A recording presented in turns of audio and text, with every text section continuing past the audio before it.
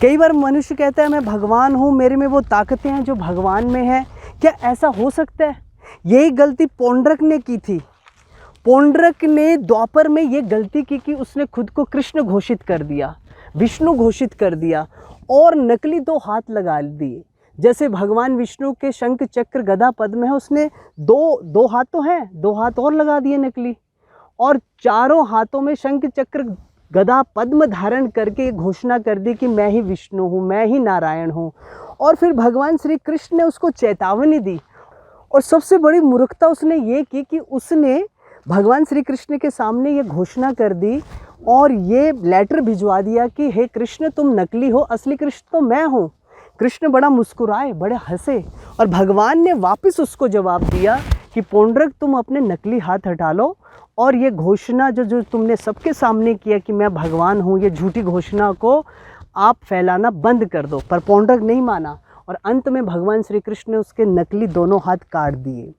क्यों ऐसा हुआ? क्या एक धरती पे जलती हुई मोमबत्ती या दिया क्या चमकता हुआ सूर्य बन सकता है? क्या पानी की बूंद समुद्र बन सकती है? क्या सूर्य की किरण सूर्य की क्षमता कर सकती है? क्या कांच का टुकड़ा हीरा बन सकता है? कभी नहीं बन सकता। ये मूर्खता है। क्या उसमें इतना सामर्थ्य है इतने बड़े पहाड़ों को, नदियों को, पेड़ों को, पत्थरों को बना सके? अरे छोटा सा किंकर जो कंकर होता है पत्थर का, वो भी नहीं बना सकता मनुष्य, तो भगवान कैसे बन सकता है? मैं बिहार में था तो बिहार में एक प्रभु जी ने मुझसे कहा कि जब मैं मंत्र जपता हूँ तो मुझे ऐसा लगता है कि मैं ही भगवान हूँ, मैं परमात्मा हूँ। तो मैंने उनसे कहा कि जब जब आपको ऐसा लगे कि आपको मंत्र जपते वक्त आपको ऐसा लगे कि आप भगवान हो, तो आप एक काम करना, आपके घर के बाहर बरांडा तो होगा, उस बरांडे में पत्थर तो होगा? कहते हाँ। मैंने कहा उस पत्थर को अपने हाथ की सबसे छोटी वाली उंगली से उठाने की कोशिश करना। कहते मैं उठा नहीं सकता। तो मैंने उन्हें कहा जब आप एक छोटे से पत्थर को अपनी इस हाथ की उंगली से नहीं उठा सकते, भगवान श्री कृष्ण ने द्वापर युग में गोवर्धन जो इतना लंबा है उसको अपने हाथ की छोटी सी उंगली पे उठा लिया। अरे तो ये छोटा सा कार्य आप नहीं कर सकते तो बड़े बड़े कार्य कैसे करोगे? इतनी बड़ी बड़ी सृष्टि को कैसे उत्पन्न और प्रकट और प्रलय करोगे? इसीलिए मनुष्य भगवान कदापि नहीं हो सकता, मनुष्य भगवान का दास हो सकता है। इतनी छोटी छोटी बातों से पता चलता है ना कि हम भगवान कैसे हो सकते हैं। देखो ना, ये घास का टुकड़ा है। मैं कहता हूँ इतनी बड़ी सृष्टि को छोड़े, छोटा सा घास का टुकड़ा भी नहीं बना सकते हम।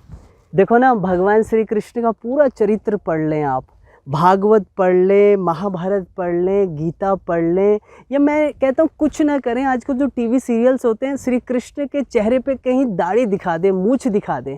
भगवान श्री कृष्ण 16 साल से ऊपर बढ़ते ही नहीं, ना कभी उनके दाढ़ी मूछ आती है। भगवान को रेजर इस्तेमाल करने की ज़रूरत नहीं पड़ती। और मनुष्य, मैं कहता हूँ कितना बड़ा महात्मा क्यों ना हो, जब वो बुजुर्ग हो जाता है उसकी झुर्रियाँ पड़ती हैं, उसके बाल सफ़ेद होते हैं, अंत में कभी ना कभी कोई ना कोई बीमारी भी लगती है और शरीर को छोड़ना पड़ता है। दिखता है या तो उन्हें समाधि दी जाती है या उन्हें जलाया जाता है। पर भगवान श्री कृष्ण का एक चरित्र, एक लीला बता दें कि आपने भगवान श्री कृष्ण के शरीर पे कहीं, मुँह पे कहीं दाढ़ी देखी हो या मूछ देखी हो? नहीं, क्योंकि ब्रह्म संहिता में भगवान के बारे में ब्रह्मा जी खुद कहते हैं, भगवान का शरीर अनादि आदि गोविंद जो सर्व कारण कारण है वो सच्चिदानंदमय है।